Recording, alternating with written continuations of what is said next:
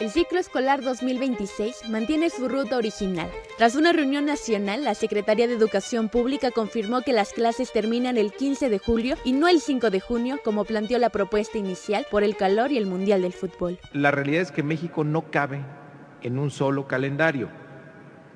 Un Sonora 45 grados, la Huasteca Potosina con calor y humedad, la Sierra de Oaxaca, la Chontalpa de Tabasco exige miradas distintas y el calendario debe honrar esa diversidad. La presión social durante el fin de semana dejó claro que cortar el ciclo tenía costos más altos que el clima. La propia SEP admitió que cerrar los propios planteles afecta principalmente a las mujeres, quienes asumen la carga del cuidado. Para madres de familia como Lorena, el tiempo fuera del aula representaba un riesgo académico, especialmente para quienes se enfrentan el cambio de nivel escolar. Él sale de sexto y entra a la secundaria, y la modalidad que veníamos pensando es que tendrá que retroalimentarse a través del YouTube con clases ya que existen, para no ir tan en blanco en conocimientos sobre el nuevo cambio que va a tener escolar. Especialistas advertían que la reducción del ciclo afectaría en el desarrollo socioemocional de los estudiantes,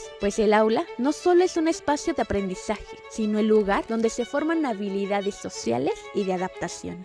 Para el docente es un reto llevar a la práctica las planeaciones. Tener una alteración en esta dinámica pues implica no solamente el estrés, sino implica también trabajar bajo presión a nivel personal, pues también implica una afectación fuera del aula, con la familia. En el sector privado, la alerta también fue académica. El rezago que dejó la pandemia, sobre todo en lector-escritura, sigue como una deuda pendiente que no admite menos días de actividad. Nosotros consideramos que todavía estamos 8 meses atrás para lograr estar al nivel de antes de pandemia. Normalmente, puede ser el proceso lector-escritor el que puede estar más rezagado, porque primaria es el nivel más grande. Pero el impacto también era económico. Comercios cercanos a los planteles veían en el cierre anticipado una amenaza directa a su supervivencia tras meses de pagar rentas e impuestos. Ahorita que sean 3 meses,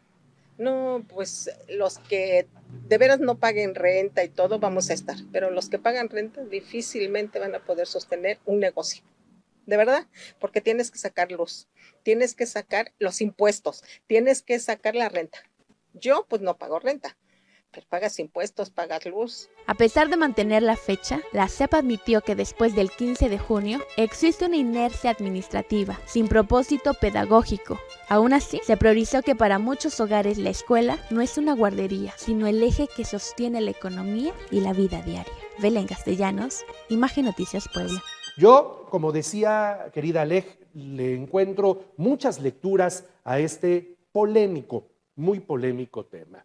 La primera lectura que le encuentro, y creo que es la más destacada de todas, es que esto que acaba de suceder, yo le llamaría lección aprendida en 4 días, es que hoy no se pueden tomar decisiones por ocurrencias sin antes analizar cuál va a ser la reacción de la población mexicana.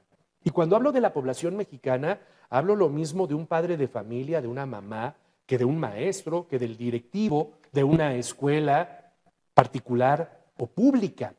Aquí, obviamente, no hubo ninguna consulta a ellos y lo que hubo es una reacción airada. No nada más de cuestionamiento por parte de los padres de familia que decían, ¿y qué voy a hacer ahora con mi hijo o con mi hija?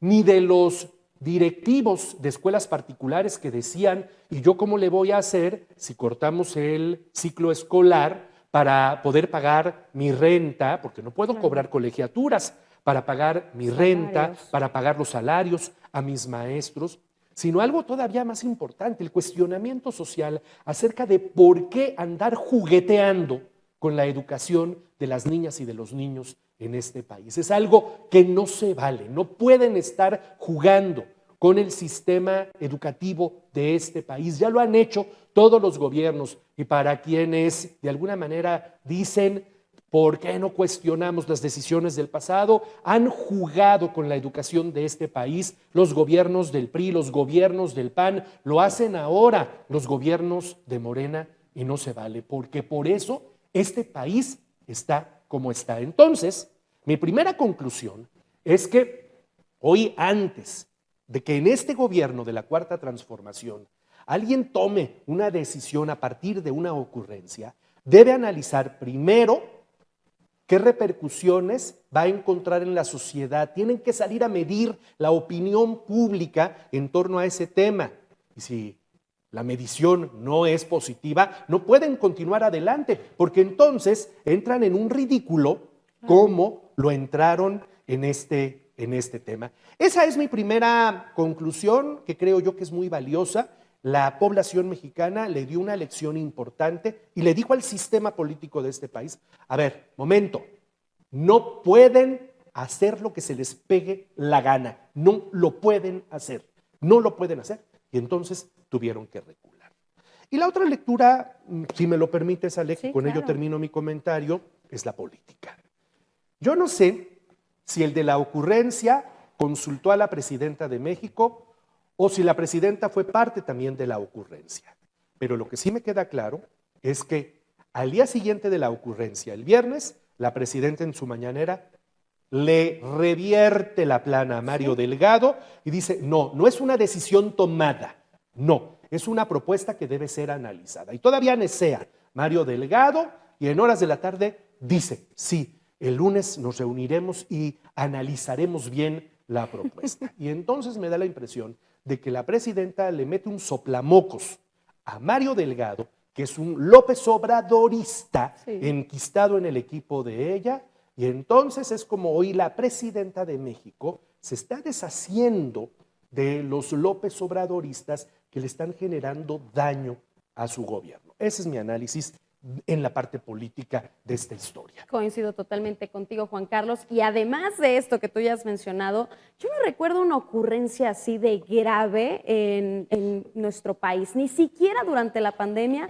se tomaron decisiones tan a la ligera, sabiendo que sí era un tema grande, que se debían tomar decisiones. Y en aquel momento fue muy mesurado, poco a poco se fue decidiendo. Y aquí dijeron: es que hace calor, y es que el mundial, y es que la economía tiene que circular, y si tenemos a los niños en las escuelas, pues solamente están en la guardería. No recuerdo una ocurrencia de ese nivel, pero después pienso y digo: bueno, es que desde que decidieron que Mario Delgado iba a ser el secretario de Educación de nuestro país, creo que ya era una ocurrencia. Claro, por supuesto. En aquel momento era, bueno, ¿por qué Mario Delgado? Cuando se presentó al gabinete, sí se presentaron muchas fichas importantes dentro del gabinete de Claudia Sheinbaum, que decías: ok, esta persona tiene el perfil, puede cumplir con esta labor. Pero Mario Delgado era uno de los que se veían precisamente insertados, porque él era el dirigente de Morena y porque tenía que estar dentro de las actividades de quien sea que quedara como presidente, o en este caso como presidenta. ¿Qué sabe Mario Delgado? Y lo que vemos hoy es justamente que este tipo de ocurrencias surgen por la falta de conocimiento sobre el tema, por la falta de compromiso con la educación de nuestro país, que es un tema prioritario que se tiene que atender y que ojalá lo atendiera alguien que tuviera la sensibilidad para hacerlo. Y la otra, la ausencia de liderazgo, porque claramente no lo tiene, porque en ese momento subió un video en donde dijo: nos reunimos sin avisarle a nadie, de forma unilateral decidimos, bueno, ya me dijo la presidenta que no, pero yo tengo mis argumentos, pero ¿saben qué? Sí, siempre sí vamos a quedarnos como estábamos, porque no, yo no mando aquí. Y esto que tú comentas, y quiero invitarlo a que escuche el siguiente comentario que hizo ayer el propio Mario Delgado, Sí. me preocupa todavía más por la Claro. visión tan miope. Y yo, querido maestro, querida maestra, le quiero preguntar si usted coincide con lo que dice el secretario de Educación, que si ya se dio cuenta y si tuviera razón en lo que está diciendo, lo que tiene que hacer ahora es trabajar para que no suceda. Dice Mario Delgado: pues sí, hay que cerrar el ciclo escolar el 5 de junio. Total, después de esa fecha ya no pasa nada en las escuelas. Debemos ser honestos. Tras la entrega de calificaciones, hay una inercia en las escuelas, en todo el sistema educativo. Después del 15 de junio, se cae en un periodo que en realidad se aprovecha para la descarga administrativa hasta mediados de julio. Se mantienen las aulas abiertas realmente sin un propósito pedagógico, solo por cumplir un conteo. Se desvirtúa la dignidad docente y se convierte la escuela en una estancia forzada. En cualquier sistema educativo de cualquier país, A ver, lo vemos en las películas, lo vemos en las historias. Hay clases hasta el último minuto. Claro. Y entonces, cuando suena el timbre a las 2 de la tarde del último día de clases, ¡ah!, todo el mundo agarra y vámonos, vacaciones de verano. Antes tienes clases hasta el último día. Sí, claro, y además, bueno, puedo platicar de lo que ocurre en mi casa. Yo tengo una pequeñita que está en tercero de preescolar y está en el momento en el que está aprendiendo a escribir y a leer. Estos 40 días son fundamentales porque si bien yo puedo estar con ella, yo puedo practicar con ella, puedo estar ahí un rato, pues yo no soy maestra, yo no soy docente, yo no tengo la capacidad que tiene su maestra de enseñarle a todos esos niños a leer y a escribir de la forma en la que lo hace, y lo reconozco, lo aplaudo, porque ella sabe cómo hacerlo y porque ella sabe cuáles son las estrategias para poder enseñarle a los niños de ese nivel cómo hacerlo. Es fundamental que en el caso particular de mi hija pueda seguir practicando de la forma correcta y bajo la metodología correcta durante todos estos días para que entre a la primaria con las herramientas fortalecidas. Y ya durante las vacaciones seguramente hará otros ejercicios conmigo en casa, con la parte que me corresponde como madre de familia. Puedo hablar de ese nivel, que lo mismo pasa con los que están saliendo de la primaria y se van a la secundaria, con los que salen de la secundaria y se van al bachillerato. Evidentemente necesitan y lo siguen haciendo en las clases. Creo que él habla ahí, Mario Delgado, de que se demerita la labor de los docentes porque entonces ya se convierten en cuidadores o en niñeras o niñeros de nuestros hijos. Creo que lo que él está haciendo es demeritar el trabajo cuando en realidad los docentes sí están trabajando hasta el último minuto en cada uno de sus salones.